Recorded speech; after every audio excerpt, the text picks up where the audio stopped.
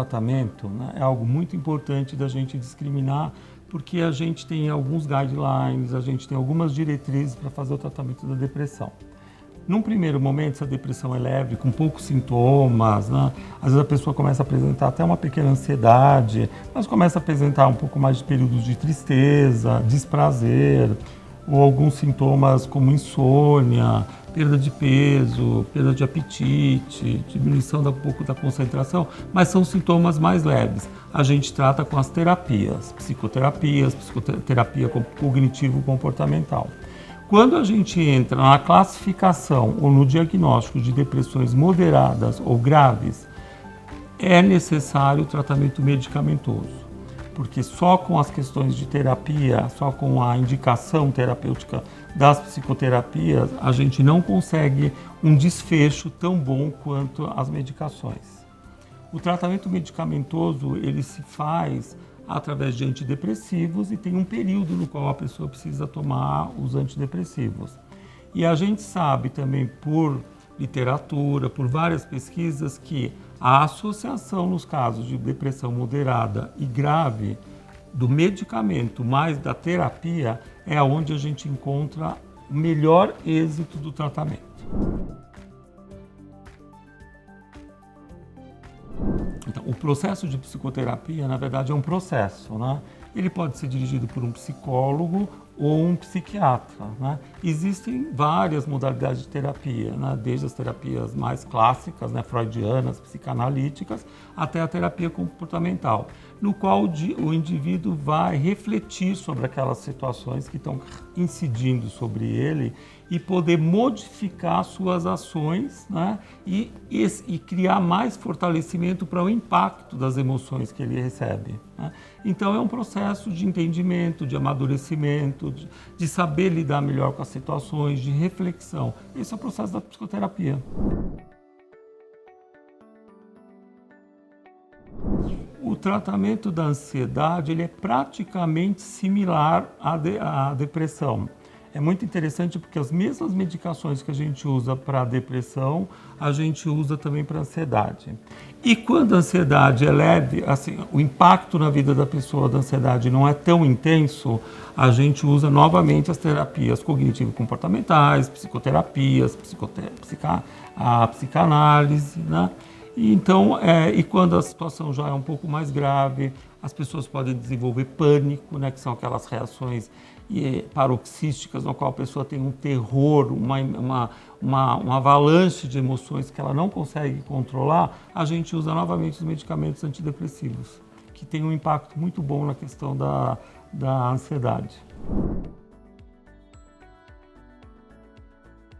O que a gente verificou sobre a questão dos medicamentos é o seguinte: através de pesquisas, isso também não é muito antigo, dos anos 60 para cá, houve um grande avanço na questão da neurociência e das pesquisas dos antidepressivos.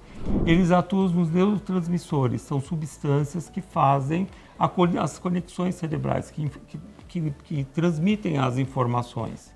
E a gente sabe que em algumas patologias, como na depressão, na ansiedade, em outras patologias, algumas dessas substâncias existe uma deficiência. Então, uma das mais conhecidas é a serotonina. Todo mundo conhece um pouco da serotonina, né? Até com exercício físico a gente melhora a serotonina, né?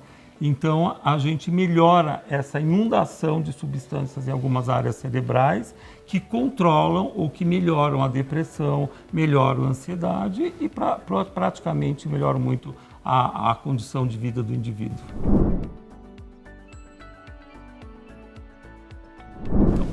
Não necessariamente todo mundo que tem ou carrega um transtorno de ansiedade precisa fazer psicoterapia, porque existem outras técnicas alternativas, né? Existe mindfulness, hoje é muito utilizado, que são aquelas técnicas de meditação, exercício físico, né? Existem algumas categorias que exercício físico é praticamente conhecido como um bom tratamento para esses quadros mais leves, né? Então, a gente não necessariamente só precisa de terapia, tá? Mas é bem indicado para as pessoas se conhecerem melhor e poderem lidar melhor com as emoções. Prevenir depressão é estar ligado na qualidade de vida, né? O nosso equilíbrio é biopsicossocial, né? Então você não pode sobrecarregar só uma área da sua vida profissional e deixar a sua vida afetiva, familiar, social de lado, né?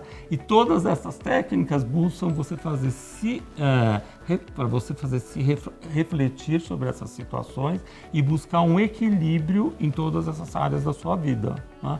Econômica também, financeira, é claro, né? E sempre nós estamos recebendo impacto sobre essas situações. Então a gente precisa rever o tempo todo, né? Fazer uma espécie de auditoria da nossa vida, né? Para buscar coisas que sejam de maior equilíbrio. E você está prevenindo depressão. Quando a gente convive com alguém depressivo, depende do grau de depressão, né? A comunicação é a primeira questão, né? Acho que a pessoa tem que estar aberto, se comunicar, estar aberto a falar sobre a questão. Eu acho que a gente já evoluiu bastante, mas a gente ainda tem que evoluir na questão do preconceito com relação aos transtornos mentais, né? Estar aberto a procurar uma ajuda, estar aberto a procurar um especialista, né? Eu acho que a gente precisa, nos quadros graves, ficar vigilante, se dedicar mais, porque nos quadros graves, às vezes, as pessoas carregam ideias suicidas e não comentam com as pessoas que estão mais próximas, né? Eu acho que essas são as indicações mais... Entender sobre a situação também, conhecer, buscar conhecimento, né? Isso tudo muito importante.